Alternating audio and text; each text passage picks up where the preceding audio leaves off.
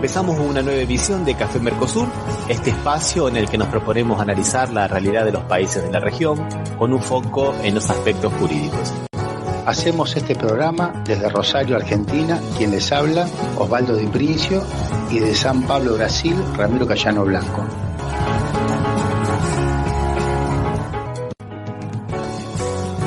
Bueno, estamos aquí en el programa número 277 de Café Mercosur, en un día muy especial. Estamos en las vísperas de las elecciones de Brasil. ¿Cómo te va, Osvaldo? ¿Cómo estás? Hola, Ramiro, ¿qué tal? ¿Cómo está todo allá? Vamos a tratarlo en la segunda parte del programa, pero desde ya te aclaro que estas elecciones están llamando mucho la atención, no solamente de aquí de Brasil, sino también de muchos veedores internacionales, analistas internacionales. Está todo el mundo acá, está todo el mundo. Cuando digo todo el mundo, es todo el mundo, o sea, gente de todo el mundo hablando porque posiblemente sean las elecciones, muchos dicen que son las elecciones más importantes que van a ocurrir este año, y me parece que no están exagerando, dadas las condiciones del mundo y lo que muchos analizan, Osvaldo, que es esta cuestión de que haya tan pocos interlocutores válidos para poder hablar actualmente, ¿no? Porque parece que están todos en una onda tan belicista, tan ensimismados en sus propias convicciones, que hay tanta falta de diálogo, de puentes, ¿no, Osvaldo? No sé, esa es un poco lo que se estaba comentando por acá. ¿Qué te parece a vos? No, sí, acá hay bastante prensa argentina, está en Brasil haciendo programas de allá, está tocándose el tema, no hay medios que son más que lo tocan más y medios que lo tocan menos. Los que lo tocan menos, supongo, porque no pueden decir que preferirían que gane Bolsonaro, me imagino.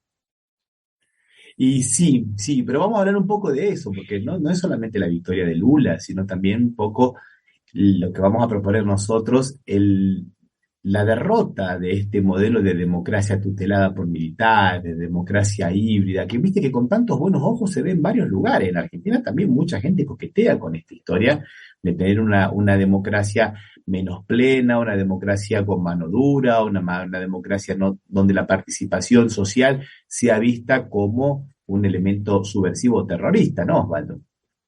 Sí, sí, por eso te decía que los medios parecerían que ante la imposibilidad de poder expresar a todas las voces, no a dos voces, a todas las voces de que el que gane es Bolsonaro, no le dan la importancia que merece esta situación. Eso que vos estás diciendo tuvo manifestaciones esta semana, dos manifestaciones muy claras en la Argentina sobre esta cuestión de no sé si decirle, de censurar los reclamos o de tomarlos como situaciones extremas y que necesita, como dijo alguien acá en la Argentina, utilizar todo el peso de la ley o toda la fuerza de la ley, ¿no? Hubo dos elementos, puntualmente podríamos indicar. Uno, la toma de algunos colegios secundarios o colegios públicos, mejor dicho, porque son secundarios y primarios en la Ciudad Autónoma de Buenos Aires, y un movimiento sindical que reclamaba mejoras salariales y que fue también muy estigmatizado por parte de la prensa, ¿no? Con maltrato con los que lo hacían, con realmente perdiendo diría que de medios que se dicen independientes, evidenciaban una dependencia a un discurso muy agresivo a estos tipos de movimientos. Vamos a comenzar por el segundo de ellos, Osvaldo. Me parece excelentísimo el link que has hecho con lo que veníamos diciendo antes. Parecido ensayado, te digo. No, pero buenísimo, porque hay un reclamo que se origina en el sindicato del caucho, ¿no, Osvaldo? Creo que... Sí, del neumático, el del SUNA, el neumático, perdón. Sindicato de Trabajadores Únicos del Neumático de la Argentina, con un reclamo que evidenció que era justo, ¿no? Con las diferencias que se pueden tener por la manera en que se actúa o no, ¿no? Pero realmente fue un reclamo que evidenció lo justo que era, porque terminó acordándose, porque realmente las remuneraciones que percibían hasta el inicio del conflicto en trabajos que son algunos aspectos bastante insalubres, por no decir insalubres, porque en realidad no es ni poco ni muy insalubre. El trabajo o es insalubre o no es insalubre. En este caso creo que son insalubres y que, por ejemplo, entre las dos empresas, un trabajador medio, yo te lo digo en pesos argentinos, vos trasladarlo a una moneda que sea más fácil de determinar, entre 110.000 y 140.000 pesos ganaban, con turnos rotativos que se trabaja. El turno rotativo tiene una característica que no se trabaja de lunes a viernes o de lunes a sábado, sino que se trabaja 5 días o 6 días a la semana o 7 días a la semana y después se descansa 2, ¿no? Entonces no deja de coincidir muchas veces o reiteradas veces tanto en feriados como en fines de semana, por lo cual es bastante más desgastante y aparte de los cambios de horario, ¿no? O sea que evidentemente el reclamo no era exagerado como lo presentaban algunos medios acá en la Argentina y que eran maltratados cuando se presentaba en los programas de noticias o en los canales, diríamos, los canales abiertos también recibían el maltrato, ¿no? Y bueno, y a tal punto que recibió la adhesión del sindicato del neumático de Brasil, de la planta, una de las plantas que hay en Brasil, que como cuando amenazaron de decir vamos a traer gomas de Brasil, dijeron no, nosotros si ustedes mandan cubiertas a Argentina, iniciamos una medida de fuerza. No, qué interesante eso que estás diciendo, ¿no? Acá lo encontré, el sindicato del SUTNA, ¿no?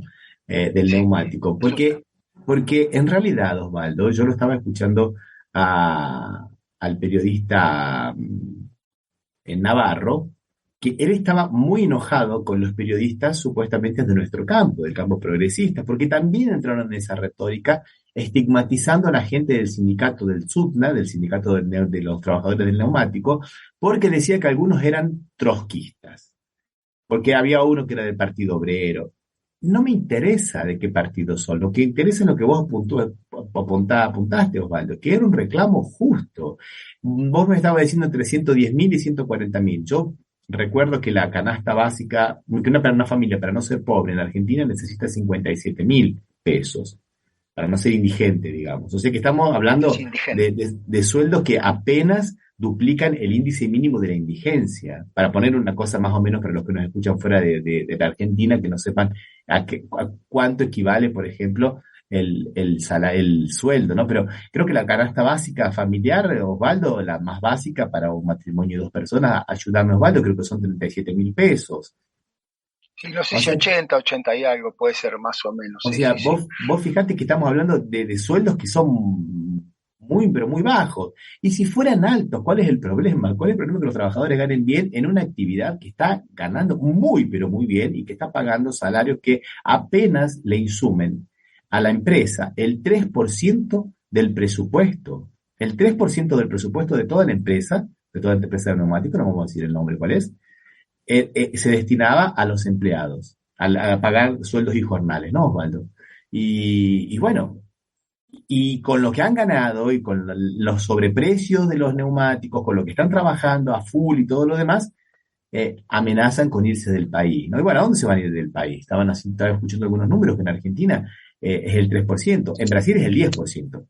En Brasil, lo que las empresas de neumáticos si, aportan, destinan, digamos, al pago de sueldos y jornales es el 10%. En México creo que es el 9 o el 8%. O sea, ¿a dónde se van a ir? Están pagando sueldos de miseria en Argentina. O sea, era una medida absolutamente extorsiva. Y vino de la mano de representantes de la oposición. Estaba Patricia Bullrich en la puerta de las fábricas amenazando con que no podían hacer paro, con que se puso del lado de los de la empresarial, de la patronal, ¿no?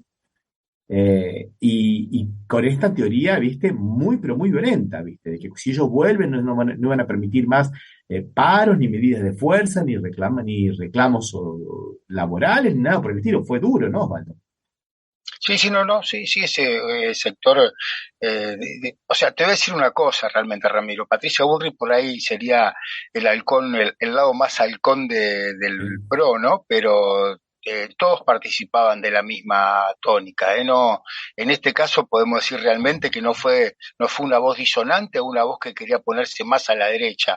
Inclusive, bueno, no falta el desubicado libertario de derecha que pide que tengan que meter balas y todas esas cosas, ¿no? Realmente pensando que no es que el derecho a reclamar es un derecho en sí mismo y merece toda la protección, no solo porque está reconocido desde el Tratado de Versalles, sino que ya está en la Constitución Nacional en el 14 bis, o sea, realmente es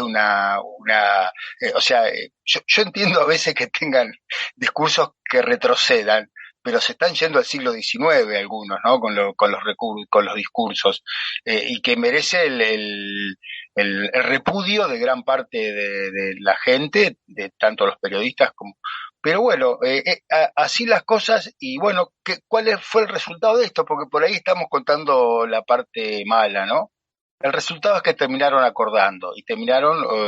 y como toda negociación, te voy a decir la verdad, Ramiro, una cosa que a veces uno que le toca trabajar dentro de la negociación, en la profesión, te iba a decir que fue una negociación que digamos relativamente justa porque algunas cosas se consiguieron y otras no, o sea, porque también hay o sea, las negociaciones no tienen que ser de ganancia cero ni de ganancia al 100%, tienen que haber compartir, y en este caso se le dieron lo que pedía con recomposición salarial y otras cosas que no están en la ley, lo que pedían el 200% de las horas extras que no están en la ley, se le otorgó. Yo creo que en toda negociación, a veces aunque parezca medio duro decirlo, ¿no? Pero siempre algo hay que ceder para ganar.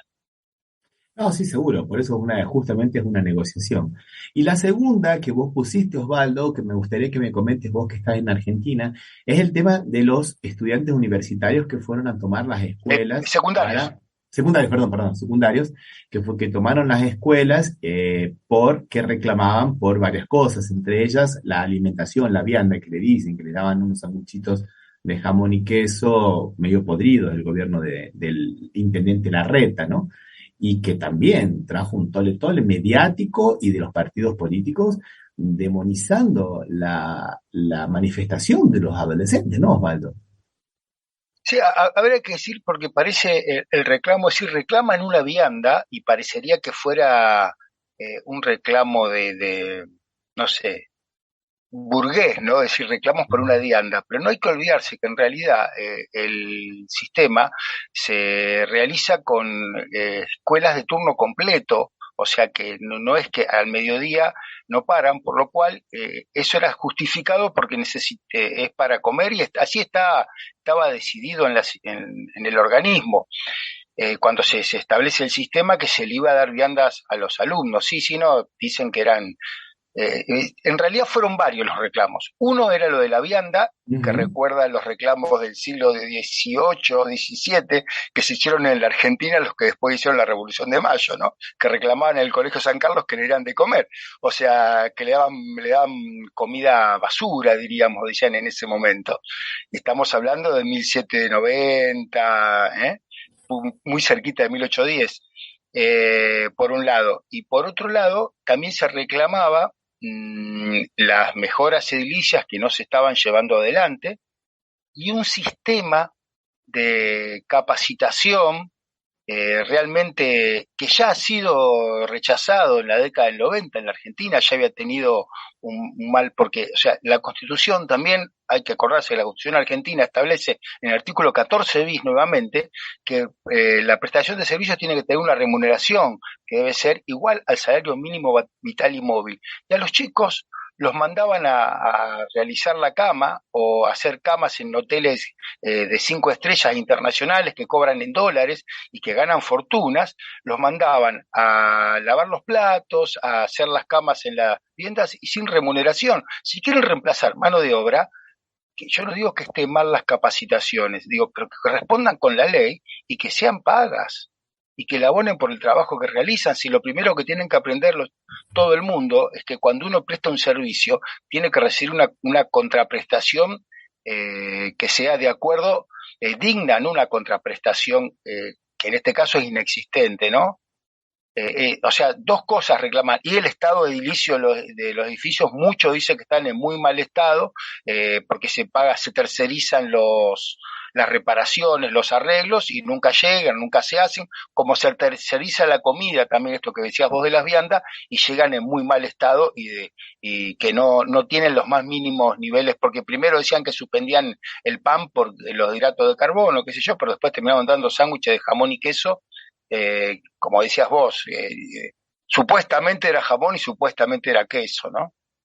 Sí, Y alguna no, fruta en mal estado también. O sea, entonces todo eso devino en gente que estuvo muy violenta con tanto periodistas como gente que muy violenta con los chicos que estaban haciendo un reclamo que es justo.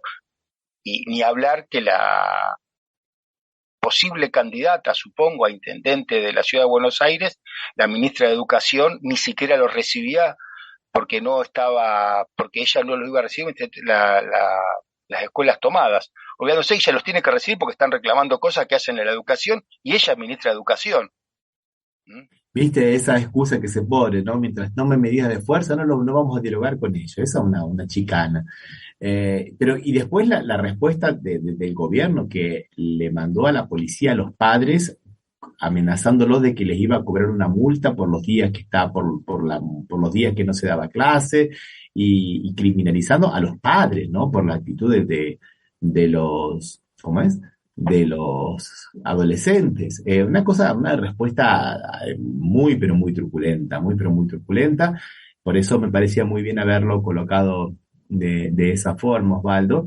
Y claro, lo que decís vos, cómo se pliegan los medios hegemónicos, claro, que sabemos que están comprados por la reta, pero no porque lo digo yo, porque lo dicen ellos, ¿viste? Que Checopar dijo, bueno, a ver, hay pauta, ¿viste? O sea, hay pauta oficial. Y una vez inclusive lo amenazó en público, le dijo, bueno, a ver, la reta, a ver si acertamos nuestros problemas, porque si no voy a empezar a hablar de lo que pasa en la ciudad. O sea, no lo estoy diciendo yo, lo está diciendo Babi Checopar, ¿no? Y lo hace en público. ¿Vos sabés qué? Es tan obsceno todo esto, es tan obsceno, tan pornográfico, que a veces da asco y parece que estamos realmente viviendo una república de bananas en la ciudad de Buenos Aires, ¿no, Osvaldo? Ramiro, y vos a veces escuchaba a uno de los chicos que estaban haciendo, que en realidad podríamos decir que son chicos, pero son jóvenes, no son chicos, Sí, porque sí, sí, tienen sí. 16 o 17 años, no son chicos de primaria, son jóvenes, muy, muy formados parecen, cuando los corren diciéndole, pero ¿cuáles son tus notas? Todos acreditan buenas notas. O sea, ser buenos alumnos, nada, no, ni siquiera estamos hablando de los vagonetas. Contaban que ellos siempre pedían a la salida de la escuela, sobre todo en los turnos nocturnos, si podían mandar, porque algunos salen, un turno nocturno sale muy de noche, si podían mandar un policía para que haga un poco de cuidado, y no tuvieron la suerte. Sin embargo, tuvieron la suerte de que después de las 11 de la noche, la policía metropolitana iba recorriendo las casas de los padres de los alumnos, amedrentándolos, o sea, tenían gente para escuchame el horario, Ramiro, 11 de la noche. Sí, sí, sí, sí. ¿Quién puede creer? O sea, ¿cuál es el destino de eso que no es otro que asustar y que amedrentar y que crear miedo para evitar los reclamos? O sea, si el reclamo es justo, ¿cuál es el problema que se haga un reclamo? Que no se puede reclamar. Tan amigos que son de la Constitución. La Constitución no dice que todos tenemos la posibilidad de hacer públicas nuestras disidencias, nuestros reclamos. Sí, absolutamente de acuerdo, ¿no? Y vos sabés que Osvaldo, que eso, qué bueno que lo que estás diciendo, porque aparecieron dos sujetos, una mujer y un hombre, bastante sospechosos, provocadores, en las puertas de una de las escuelas. La mujer los escupía, los insultaba, tenía un cuchillo en la cartera, que después dijo que el cuchillo se lo habían regalado en un restaurante que había ido a cenar. Mirá vos, qué casualidad que te regalen un cuchillo y vos lo llevás en la cartera para ir a amenazar a los chicos, ¿no? Y otro más también que iba con un ton provocador y la policía no estaba para cuidar a los chicos. La No, policía en ese estaba. caso no pudieron. No llegaron. Estaban tocando timbre en las casas de los padres, Ramiro, por eso no Está llegaron. muy, muy ocupada. Bueno, Un cuchillo de carnicero, decía en la noticia, o sea que qué raro que te lo den en un restaurante, ¿no? sí, mañana vamos a ese restaurante, no, Valdomiro, hace falta un par para. Dice, yo quiero un cuchillo de souvenir. Ay, ay, ay. Bueno, vamos entonces a escuchar algo de música y después seguimos. ¿Qué te Vamos, parece, Valdo? dale, Vamos a, sí, escu- sí, sí. Vamos a escuchar a Las Manos de Filippi y un tema que se llama, em, ¿cómo se llama este tema? Perdón.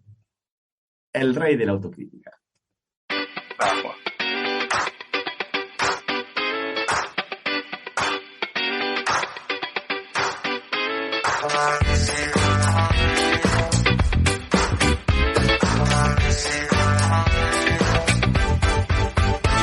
Yo soy el rey de la autocrítica. Mi mente cínica me pica y me pica. Yo soy el rey de la autocrítica. Mi mente cínica me pica y me pica. Parcero de mi propio cuerpo, no me junto con giles pensaba, pero lo cierto que era un pelotudo. Me retienes en un viejo que dan para el culo. ¿Qué querés que opine si lo veo? Fui muchas veces aburrido, me la agarro conmigo. No me gusta ni cómo tengo el ombligo. Después de hacer canciones, porra, de paja, de droga, de minas en bola, agarré para el lado la poesía social. Una cosa es romanciones, relatar revoluciones y otra cosa es militar, volantear, piquetear, mantener una reunión con contacto semanal, pero eso al tipo no le da. Soy un hijo de mi puta madre, por estar con mi familia y ser un papá, pero el resto me la paso yendo a pescar y me olvido de comprar pescado y a la semana vuelvo a casa, todo mamado, hecho sin nunca engaño a mi mujer. No tengo amante, con lo que me gusta hacer alarme, no sé qué haría si se me pararon, si la tuviese grande.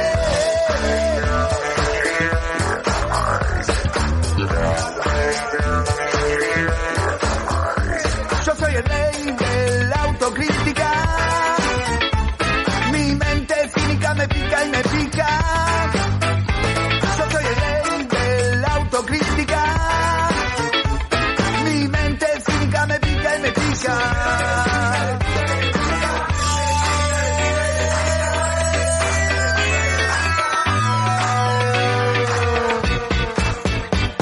Mi vida es crítica, no tengo paz. Soy un hipócrita, un cretino, gusta la única paz. No tengo paz, no tengo paz, no tengo paz, no tengo paz. Ahora el señorito quiere paz. ¿Por qué no vas y laburás? Agarra una pala pero no la quejarás. A toda la familia la enfermar. Soy una berrapa y en la puerta de la escuela amenazo a los papás. Que mira mal a mi retoño, que en el bocho le hice un moño. Que cojonudo, con doble nudo. Soy un viejo pelotudo.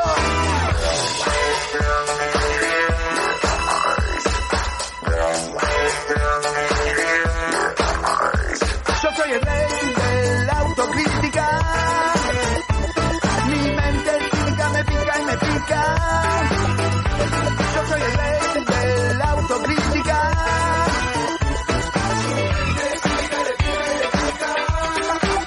No tengo paz, no tengo paz, no tengo paz, no tengo paz.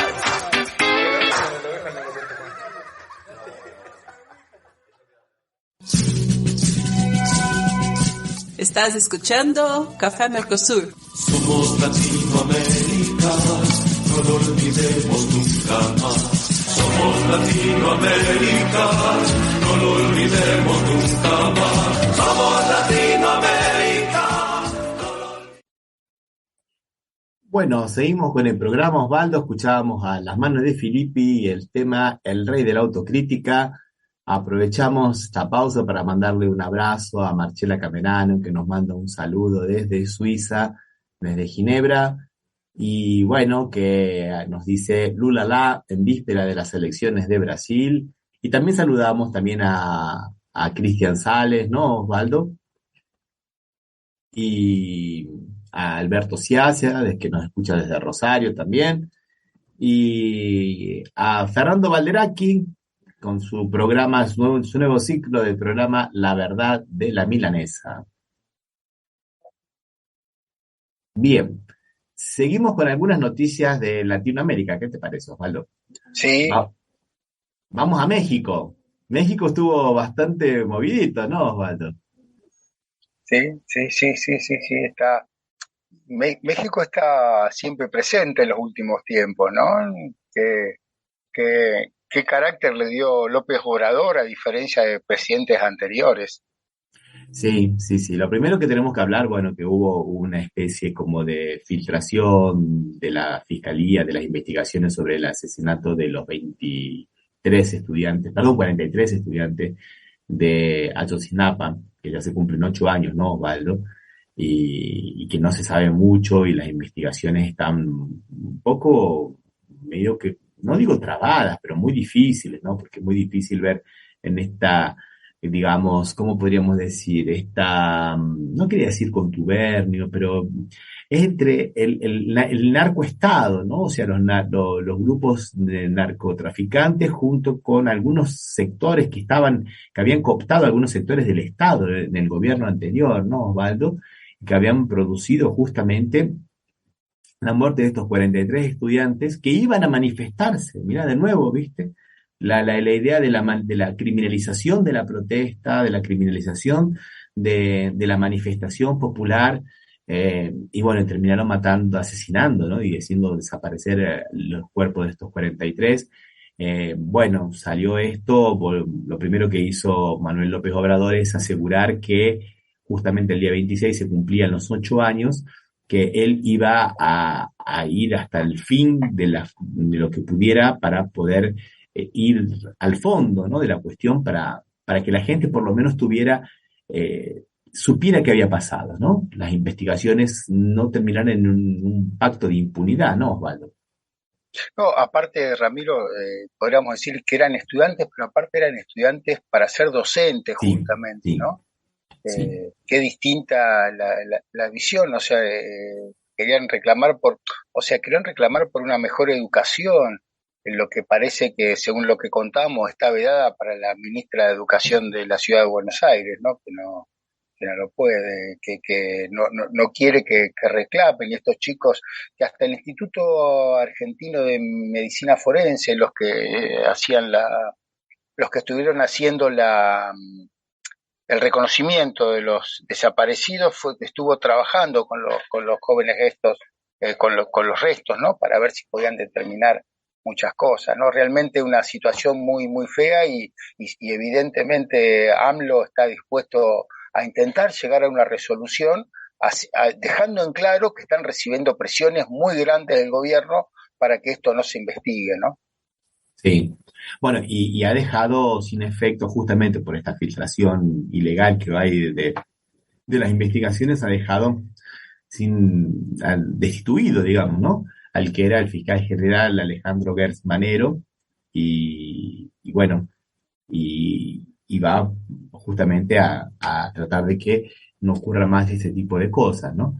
Pero no fue por lo único que fue López Obrador, digamos, noticias, sino también creo que de una forma un poco más jocosa, se ha referido a la Organización de los Estados Norteamericanos. En realidad, le ha respondido con un poco de buen humor, me pareció muy, pero muy interesante la respuesta, a la OEA, ¿no?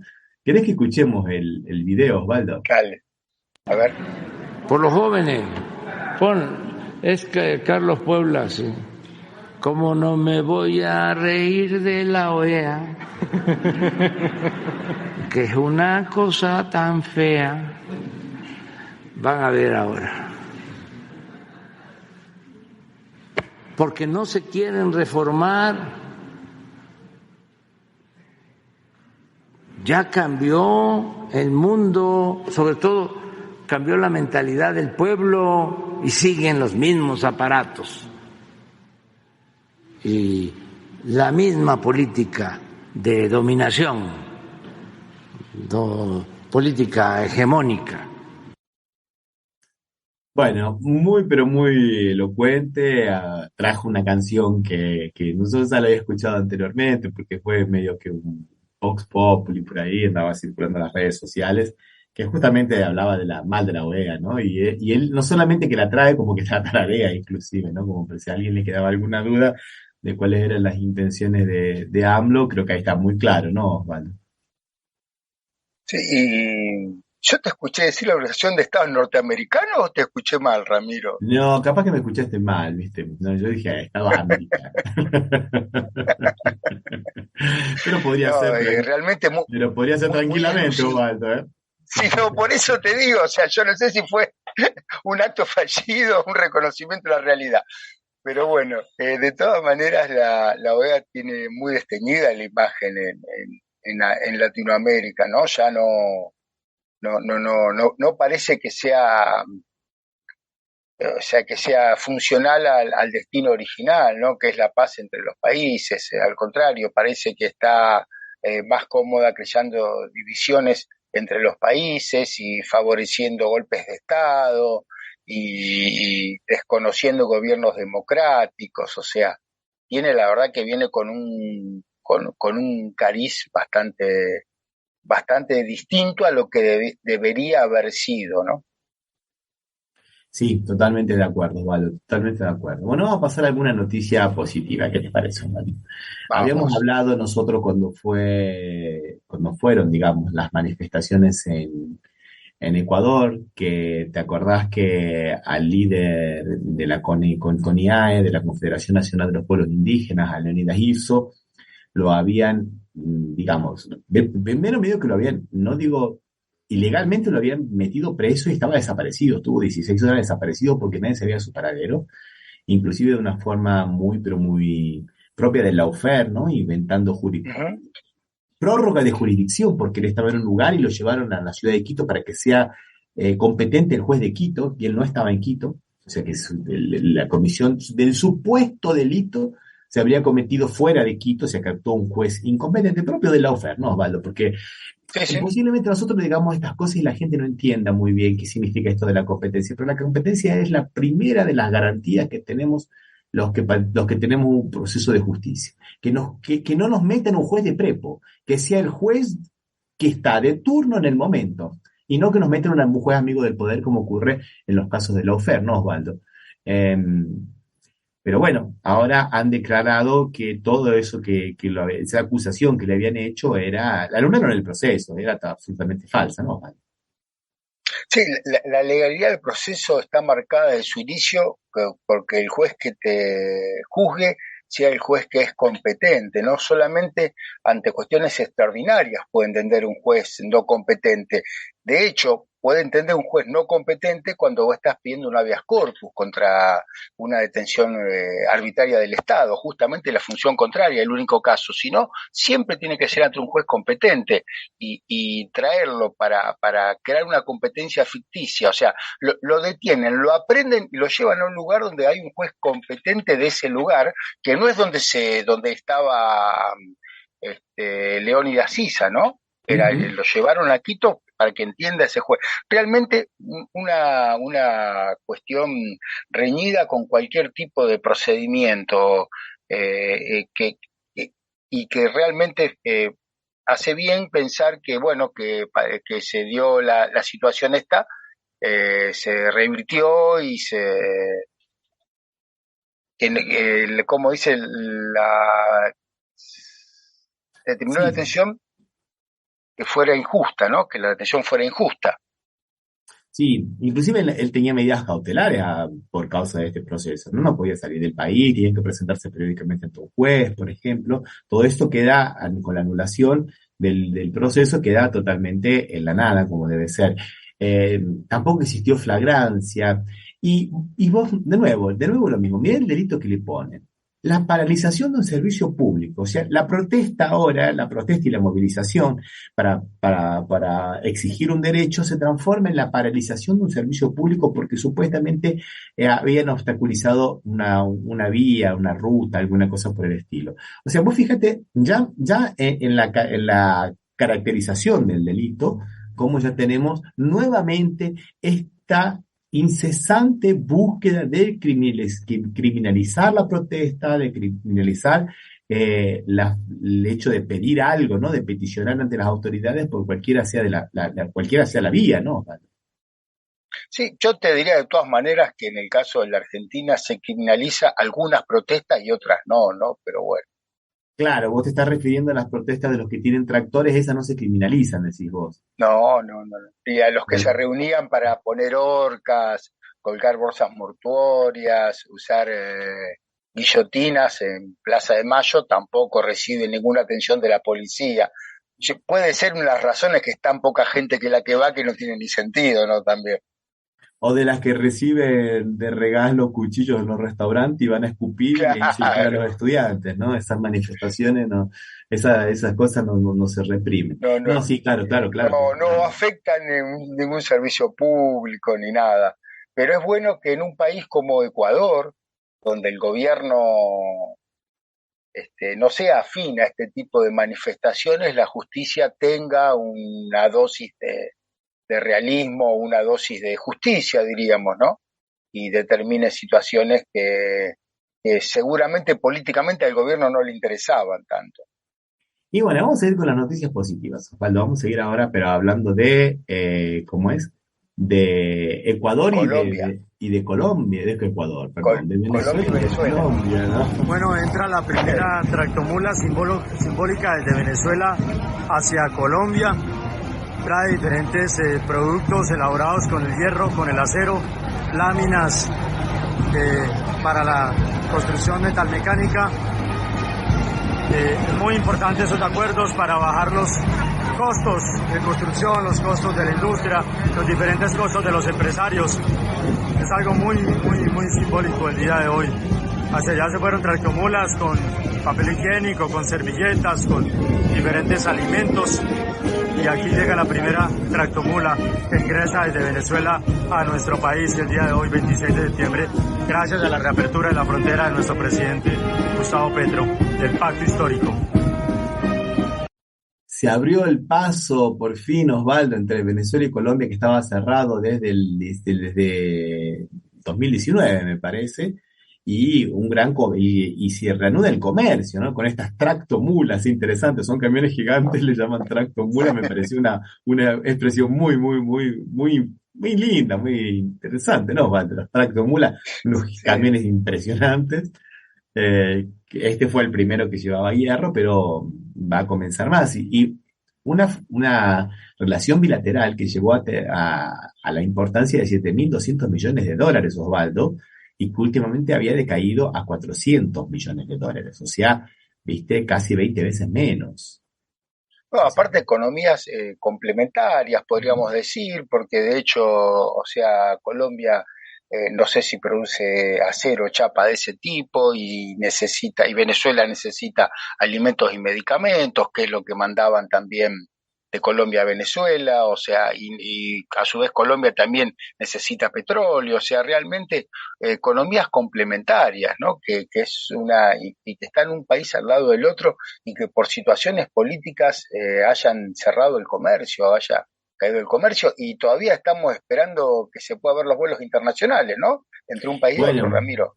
lo que pasa es que ahí yo te planteo una cosa, Osvaldo. ¿Qué pasa con el avión venezolano retenido en Argentina, supuestamente por orden de un juez de Florida? O sea, está ese miedo. Nosotros ya habíamos dicho en otro programa que se iba a reanudar a partir del día 26 de septiembre los vuelos regulares entre Caracas y ¿cómo es? Me olvidé la capital de Colombia, por favor. Y, En bueno, Colombia, Bogotá. y Bogotá, perdón, y Bogotá. Pero ahora parece que lo van a hacer a través de una empresa de mucho menor envergadura porque tienen miedo justamente a las sanciones que unilateralmente le ha impuesto Estados Unidos a Venezuela. O sea, vos fíjate cómo la empresa estatal Conviasa no va a realizar estos vuelos, sino lo va a hacer una pequeña aerolínea venezolana llamada Turpay, para justamente reinaugurar la ruta Caracas-Bogotá, tan necesaria, porque hay tanta gente que tienen migrantes, tanto colombianos que viven en Venezuela como venezolanos que viven en Colombia, y las relaciones que hay es fundamental, pero bueno, se le tiene miedo a las sanciones, ¿no, Osvaldo? Yo digo, ¿no estará sobrevolando el fantasma del avión venezolano retenido en Buenos Aires a todo esto? Podría ser, porque no hay que olvidarse que el Poder Judicial es independiente del gobierno de acá.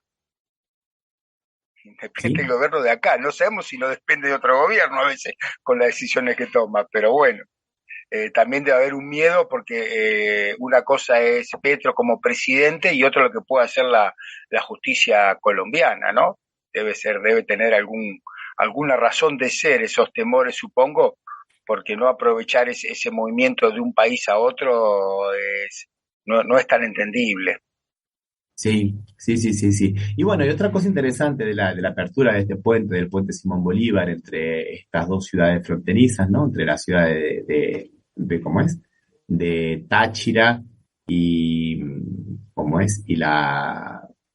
la ciudad de Cúcuta, es que también termina un poco con el gran negocio del contrabando, ¿no? Lo que ellos le llaman las trochas, ¿no? O sea, digamos, la frontera permeable, ¿no? Que es donde se realizaba gran parte del comercio cuando estaban cerradas las fronteras. O sea, lo ilegal, ¿no, Osvaldo? El contrabando, lo ilegal, las mafias, y bueno, ahora con la regularización me parece que es un buen paso para que se vaya acabando este tipo de cosas que solamente traen una sola cosa, ¿no, Osvaldo? Traen crimen y delito, ¿no, Osvaldo?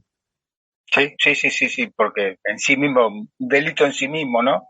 El contrabando, a veces muy difícil entre países que están con una frontera tan extensa poder controlarlo, ¿no? Pasa en todos los países del mundo. Lo que pasa es que en la actualidad era la única manera, ahora ya no, pero la única manera que tenía de comercializar era a través del contrabando. No había otra manera de hacerlo. Ahora ya, ante la regularización de las relaciones entre los dos países, ya, bueno, hay la opción de poder hacerlo de manera legal. Así es, te propongo que escuchemos una canción y vamos a hablar de Brasil y de las elecciones. ¿Qué te parece, Osvaldo? Dale, vamos, Ramiro. A minha liberdade. E veio o golpe. E governo ilegítimo, em menos de 24 horas, toma de assalto muitas de nossas conquistas. Fim do Ministério da Cultura, do Ministério das Mulheres e da Igualdade Racial. Quem tem medo da liberdade, detesta a democracia. Eu tenho plena certeza de que o povo irá para as ruas e nós iremos, sim, retomar a nossa história. Foi a minha liberdade, o seu sangue das lágrimas, a força, o brilho, a sorte, viu a morte, já espalha, mas seguir, juntando os pedaços de novo, tem-se de pé e povo, pariu democracia, e agora um novo papel na terra, com morte vai fazer na terra, combate a salva a nação. E agora um novo papel na terra, combate vai fazer na terra, combate a salva a nação. Mas não tem quem vá roubar, matar a fé, que nos faz lutar até sair tanta maldade. A tristeza essa raça, chama e arde, feita com amor da carraça, assusta, covarde. Se golpe não fugiu, não tem mais nada pra temer, mas o pessoal olha meu Brasil, a minha liberdade. Faz outra história, meu Brasil. Estás escuchando Café Mercosur. Somos Latinoamérica, no lo olvidemos nunca más. Somos Latinoamérica, no lo olvidemos nunca más. Somos Latinoamérica.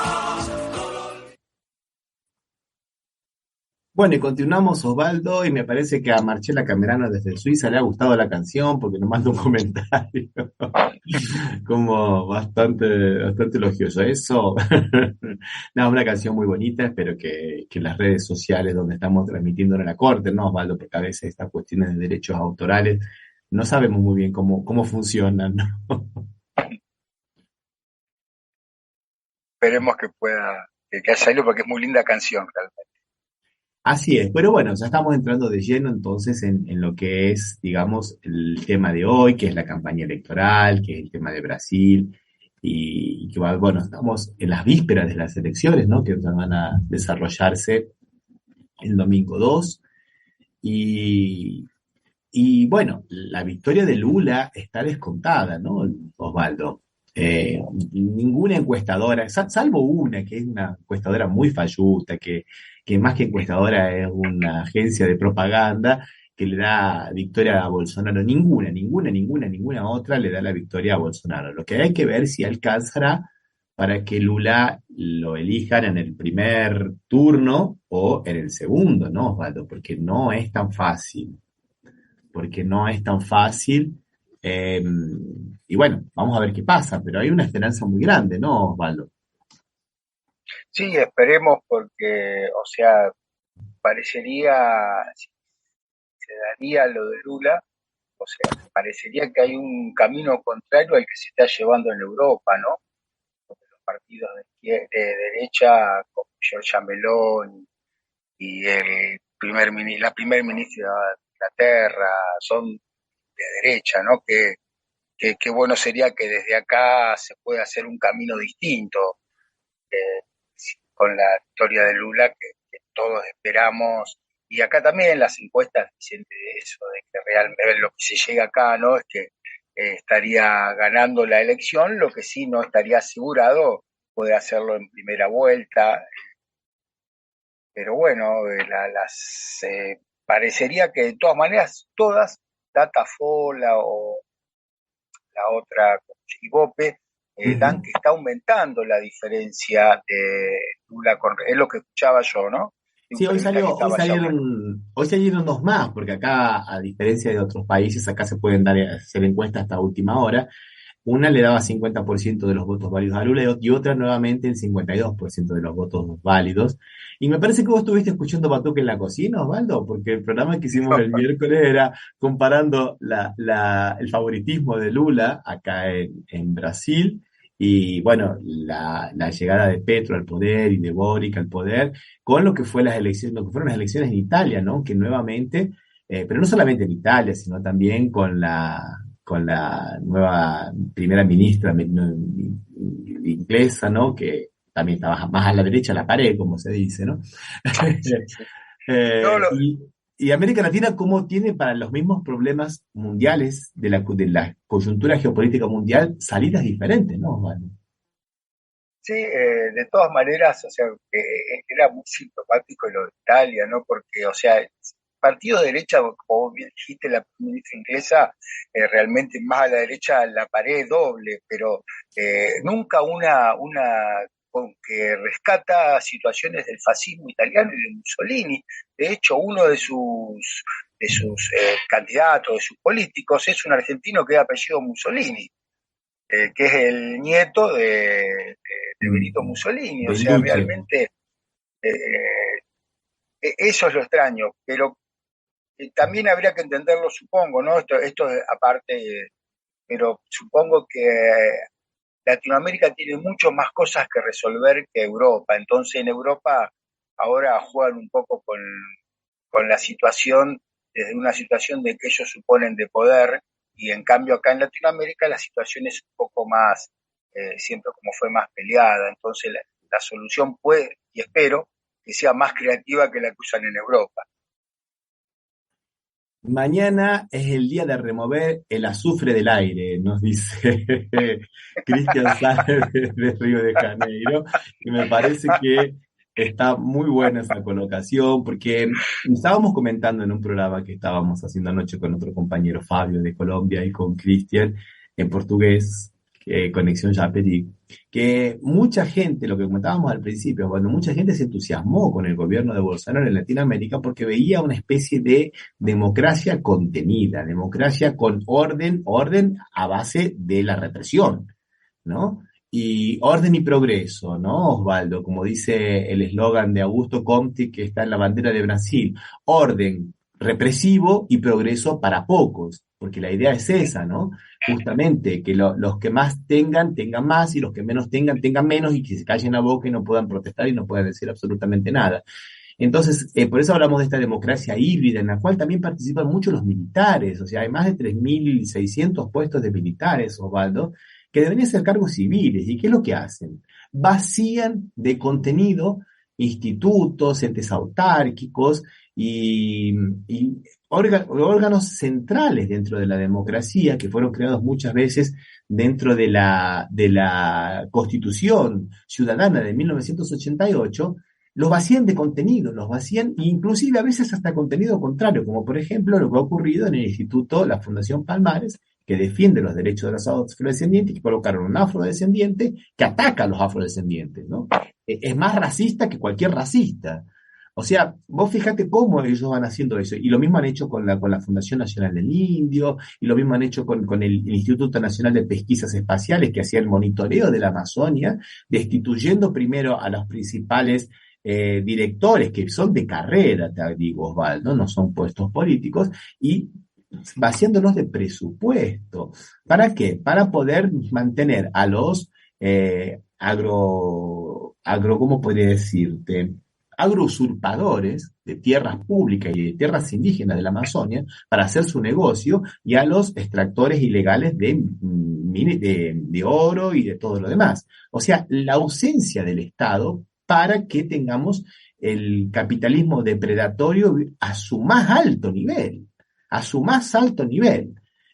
Y con una población absolutamente armada para defender supuestamente la libertad, como el propio Bolsonaro dice, que el pueblo, la única garantía que tiene el pueblo de que no lo opriman es teniendo armas, y le ha quitado a través de más de 40 decretos la facultad al ejército de controlar el uso de armas. El ejército no sabe cuántas armas tiene la población, se calcula que son más de 1.400.000 armas, pero se calcula porque no se sabe más.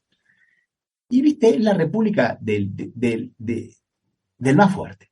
Esto es la república del más fuerte, y mucha gente lo veía, en varios países latinoamericanos lo veían con muy buenos ojos, este bolsonarismo, a esta democracia, viste, donde, bueno, no es una dictadura militar, porque están los civiles, también se vota periódicamente, también hay elecciones, pero tenemos a los militares, viste, en grandes esferas del poder. Por ejemplo, una de las cosas que yo hasta ahora no me explico, por qué llevó en el año 2017, en el gobierno de Temer, que era en aquel momento el presidente de la Corte Suprema de Justicia, llevó a un asesor militar a la Corte Suprema de Justicia.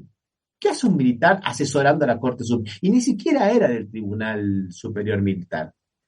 Era un general. ¿Qué hace haciendo ese tipo de cosas? Y así como eso todo, ¿no? Ahora la última fue haber colocado generales en lo que es el Tribunal Superior Electoral.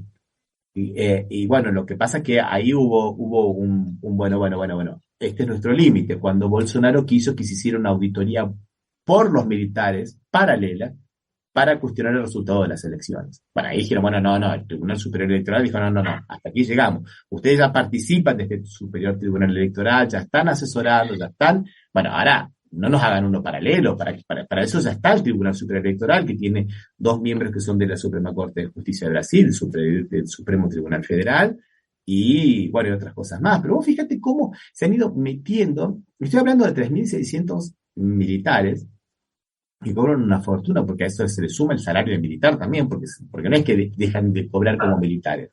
Cobran como militares y también como funcionarios públicos. Y claro, y el nepotismo lógico, esposas, hijos, amigos que también entran, que se calcula que son más de 10.000 funcionarios públicos de altos cargos jerárquicos, para los cuales la mayoría de ellos no tienen preparación.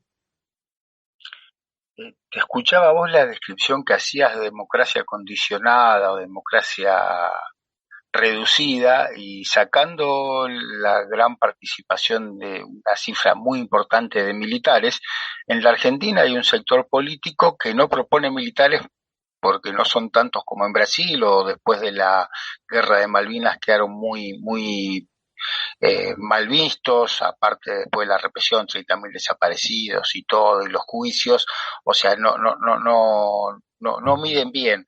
Pero también hay un sector político en la Argentina que plantea lo mismo, que es una democracia condicionada y limitada al voto, y después lo demás nosotros estamos, y si alguien reclama le metemos bala o le metemos, o sea, o le impedimos o los presionamos, o sea, es ni más ni menos el mismo escenario que se presenta acá en la Argentina, por lo cual todo esto hace, creo, que que haya una victoria de Lula en estas elecciones va a ser una señal para la Argentina también, ¿no? Que ese camino, el camino que llevó adelante Bolsonaro y que acá llevó adelante el gobierno anterior, no se tiene que dar, porque no ayuda realmente ni mejora la situación como parecería que proponen, ¿no? O bien mejoran para muy poquitos y la mayoría bala. Claro, no, sí, seguro. Por eso, el orden a los palos y el progreso para pocos, ¿no? Sí, por eso es muy, pero muy importante.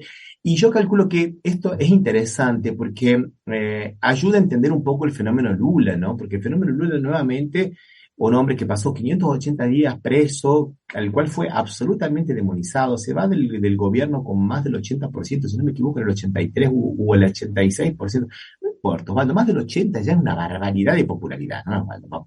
Por favor.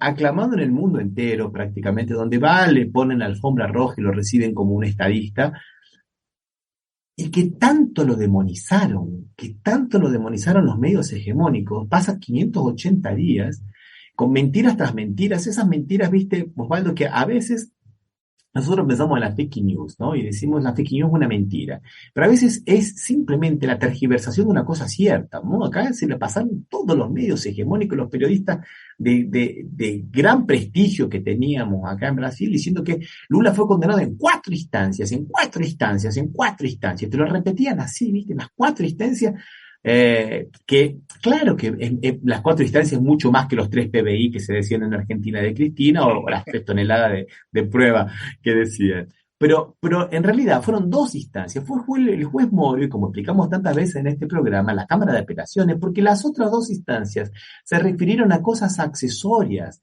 a un habeas corpus y a la interpretación de un artículo, nunca fueron al fondo de la cosa. Pero bueno, le han achacado tanto a la gente esa idea, a todos los periodistas, que han creado, digamos, un antipetismo tan grande, y que Lula ahora sea el favorito en las elecciones. Contra todo eso, es mucho mérito de Lula, pero mucho más también el arrepentimiento de los generadores de este monstruo llamado Bolsonaro, que ahora están arrepentidos y que no consiguen reconocer abiertamente su error, pero bueno, tratan de llamar a la recuperación de las instituciones, de la institucionalidad pública en Brasil, de la república, y de que no sean avasallados bueno, lo digo, las instituciones. Hoy ha aparecido, no vamos a decir los nombres porque no interesa, pero periodistas de derecha que lo mataron a Lula, pero era de la red Globo, vamos a decirlo porque, pero todas las noches, porque era del noticiero de la noche, pidiendo el voto a Lula. Una periodista. Y sectores de derecha y de centro derecha que siempre estuvieron enfrentados al Partido de los Trabajadores, hoy pidiendo que lo voten a Lula. El monstruo que han creado se les ha vuelto contra el creador y no saben cómo detenerlo, cómo pararlo. Eso me parece que tenemos que dejar en claro de las elecciones. No solamente que gane Lula porque nos gusta Lula o porque no nos gusta Lula. En realidad hay que derrotar a este proyecto truculento de democracia vaciada, de democracia tutelada por militares, que se implantaba en Brasil y que lamentablemente estaba haciendo escuela no solamente en América Latina, sino en varios otros países, ¿no, Osvaldo? Sí, Ramiro, Acá había algunos estudiantes, por lo menos, en la política esa del gobierno de Bolsonaro, pero bueno, parecería, te escucho a vos que sos optimistas sobre la posibilidad de Lula, o sea, ya dijiste que ganar va a ganar, no sabemos cuánto y si eso va a alcanzar, pero ganar va a ganar y que mi duda, mira, no parece tan importante, que hasta hoy se puede hablar de política y de candidatos en Brasil, hasta el día anterior a las elecciones. Sí, sí, sí, sí, sí. Inclusive hoy en la Avenida Paulista hubo manifestaciones, después Bolsonaro se iba, creo que para Río de Janeiro, multitudinaria, multitudinaria. No pueden hablar, no pueden hacer discursos, pero van, saludan a la gente se junta en las manifestaciones. Acá nosotros tenemos una foto del día de ayer, que ya era vida política, de la ciudad de Salvador Bahía, multitudinario, ¿vale? Donde va Lula es una cosa impresionante. Es una ola, que es una ola por eso digo que es muy difícil que Bolsonaro consiga revertir esta ola, porque también hay que pensar, digamos, lo paralelo, ¿no, Osvaldo? Muchos ministros y exministros de Bolsonaro ahora le están haciendo llegar a Bolsonaro por diferentes vías la idea de que, bueno, nosotros no tenemos nada en contra de tuyo, perdón, a Lula. No tenemos nada en contra tuyo, Lula. Estamos acá, si lo necesitas podemos ayudarte. Inclusive un senador que era muy aliado de Bolsonaro, uno de los últimos actos de campaña, si no me equivoco, fue el día miércoles, en una ciudad muy importante del Nordeste, donde Bolsonaro necesita recuperar votos, porque Lula va a ganar masivamente. En la ciudad de Petrolina iban a dar el premio de ciudadano de la ciudad que le habían otorgado en 2019, justamente a 3 días de las elecciones. Y ahí fueron y no se lo dijeron. Buscaron una chicana, muy bien, una muy buena chicana, diciendo que, bueno, por resolución del año pasado nosotros no podemos conceder títulos honoríficos en el periodo electoral. Y Bolsonaro se quedó, viajó a la nada, ¿viste? ¿No? Fue a buscar ese acto de efecto y está, imagínate, está enfurecido con ese aliado, hasta ayer aliado traidor, ¿no? Y con muchos otros candidatos que antes se subían, digamos, al carro de Bolsonaro para elegirse y ahora están, digamos, lo esconden, aunque sean de la misma base aliada, lo esconden porque ven que Bolsonaro es un poco una figura que resta votos, ¿no? Resta votos. Entonces, hay una onda a favor. Vamos a ver qué es lo que pasa. Es difícil. El Partido de los Trabajadores nunca ganó en el primer turno. Nunca. Siempre fue al balotaje. Sí, está a 1 o 2 puntos de disputa de que pueda ganar mañana. Vamos a ver. Pero de cualquier manera, va a ser muy difícil que esta ola, que Bolsonaro pueda revertir en un balotaje esta ola a favor de Lula, salvo que ocurra, bueno, un imponderable o alguna cosa, digamos, fuera de lo normal, ¿viste? Algún evento. Bolsonaro, sabemos muy bien que Bolsonaro sueña con una toma del Capitolio a la brasilera exitosa, ¿no? Uh-huh. La semana pasada fue a los funerales de la reina y ahí le dijo en una entrevista que si él no ganaba por el 60% no iba a reconocer los resultados porque le hacían fraude. De acuerdo a su percepción, a cómo la gente lo recibe en la calle, y a las manifestaciones de apoyo, él tiene que ganar en la primera vuelta con el 60%, si no, no va a reconocer el resultado. Y en el debate en la Globo, una candidata le hizo una pregunta así muy incisiva, ¿va a reconocer el resultado? Mirá, podemos decir cualquier cosa de Bolsonaro, pero el tipo es un genio con el discurso, porque hizo una telemaquia, ¿viste? Y una zaraza, una sanata, como decimos en Argentina, para no responder. Y no respondió. O sea, estamos en el último evento que fue el debate de la Globo el jueves a la noche, que es el último evento político en el cual se puede hablar de política y que tradicionalmente es el más importante de todos, y Bolsonaro no respondió eso. O sea, ¿viste? ¿Qué va a pasar? No se sabe. El clima acá es muy tenso, no son elecciones, así como fue la campaña más violenta, que ya habíamos dicho varios en este programa, ¿viste? Marcamos varios hechos delictivos. Hay muchos hechos más. Yo vengo del Nordeste, donde pensaba encontrar más manifestaciones a favor de Bolsonaro. Muy quieto todo, muy callado, solamente se manifiesta la gente a favor de Lula.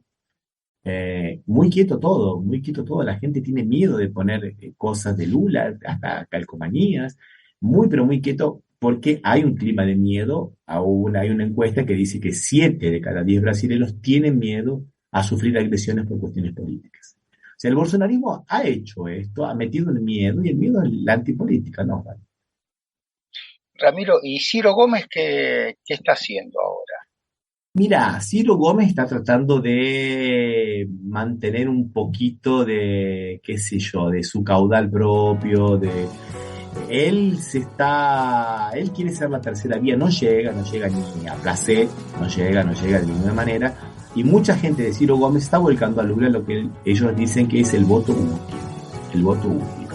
En el debate lo corrió por izquierda Lula, le dijo, bueno, pero en tu gobierno, Lula, la desigualdad social creció muchísimo, los ricos nunca fueron tan ricos, o sea, lo corrió por izquierda, y es verdad eso, ¿no? Un dato real. Y Lula le respondió por izquierda, lógicamente, le dijo, sí, en el gobierno que vos también participaste como ministro, el 80% de los más pobres dejaron de ser pobres, ¿no? O sea, una respuesta excelente. Lula, de alguna manera, medio como que descuenta. Vamos a ver qué pasa, porque Ciro Gómez también puede hacer cualquier cosa, una figura muy impredecible, pero descuenta con que puede haber un apoyo de Ciro Gómez en un caso de un balotaje. Otra cosa que escuchaba también, que decían que de las encuestas menos optimistas le daban el 47% a Lula, ¿no? De las un poco más lejanas. Y de acuerdo al sistema electoral brasileño, con un 47, descontando los en blanco, los anulados y todo, te alcanza para ganar lo mismo. O sea, superás el 50 o estás cerca del 50. Sí, con el de, acá se cuenta distinto, por eso te lo digo, acá se cuenta todo, allá no. No, o sea, acá se descuenta el 50% más uno de los votos válidos. O sea, descontamos los nulos, descontamos los blancos y todo lo demás. O sea, por eso hay mucha esperanza. Pero bueno, de cualquier manera, no hay que desesperarse, ¿no? Porque si no es mañana, yo particularmente creo, no solamente yo, ¿no? Pero, por favor, sino que yo me hago eco, digamos, de lo que creen la mayoría de los analistas, que salvo que ocurra algún hecho, que hasta ahora no ocurrió, que de Bolsonaro, un hecho así extraordinario, Lula, si no gana mañana, gana el 30 de octubre cuando sea el balotaje. Cuando sea... Esperemos quedarnos con esa imagen, Ramiro. Es una imagen que es necesaria, te digo la verdad, Osvaldo, es necesaria y bueno, Bolsonaro, a veces uno piensa, bueno, va a ser un golpe Bolsonaro, bueno, un golpe, ¿qué sería un golpe? Y un golpe podría ser, por ejemplo, qué sé yo, no va a ser un golpe normal y tradicional como siempre, pero posiblemente sea, viste, tratar de no reconocer, crear un hecho, pero es difícil, Osvaldo, es muy difícil porque ya le han dicho desde el gran país del norte, viste, hay que reconocer los resultados y eso posiblemente Bolsonaro no los escuche, pero sí los militares que apoyan a Bolsonaro.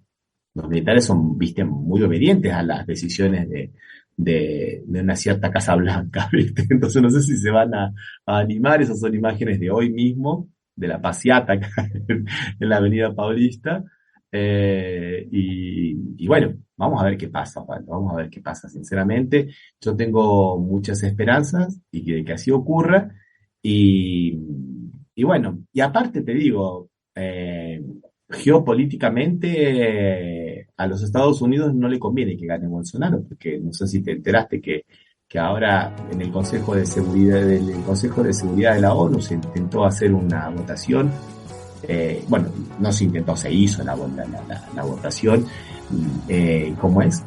En contra de la anexación, como ellos le llaman, de las 4 provincias del Donbass, más las otras provincias, las 2 del Donbass más la otra provincia por parte de Rusia, y Brasil se abstuvo. Brasil, China e India y Albania se abstuvieron, fueron los 4 que se abstuvieron. Entonces, Bolsonaro en este momento es una piedra en el zapato, como se dice, a las políticas de la Casa Blanca, ¿no? Entonces, creo que eso también le juega muy en contra, ¿no? Le juega muy en contra a Bolsonaro. Qué posición rara, ¿no? Tener parte de...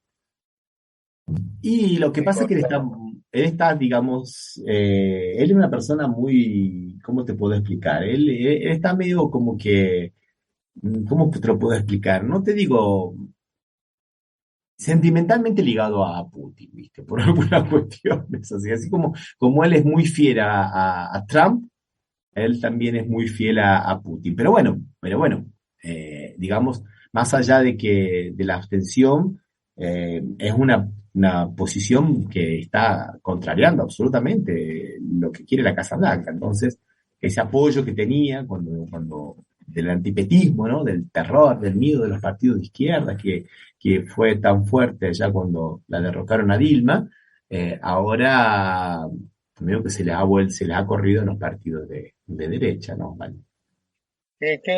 Pero yo te dice que este año porque no le encuentro ganancia a tener ese voto. Si él lo hizo porque hay un acuerdo con Putin, no sé, estoy divagando, diríamos, la posición política, ¿no? Pero no, o sea, se abstuvo y no tiene ¿cuál es el beneficio que obtiene en función de eso? Bueno. Cuando vos estás metido en un tema que yo no quería entrar, pero es muy interesante porque se necesita petróleo, se necesita gas y Brasil le va a vender por 12 mil millones de dólares petróleo a la India, que es otro país que también se abstuvo. O sea, hay negocios también, hay negocios. Vamos a ver si se puede cumplir o no ese convenio que se hizo con la India, que se firmó justamente esta semana. Y bueno, posiblemente se apueste un poco más a una jugada más del mundo multipolar, ¿no? Y no tanto de seguir alineado casi siempre, como vino ocurriendo desde la Segunda Guerra Mundial para acá, alineado a los intereses geopolíticos de la Casa Blanca.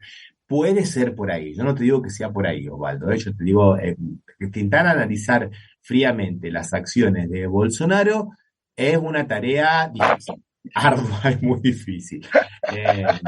Sí, pero vos me estabas diciendo que ganaría. Bueno, una de las cosas que puede ganar es esto, ¿no? Puede ganar que le convenga más venderle petróleo de que seguir alineado acá, a los Estados Unidos que le trae poco a cambio.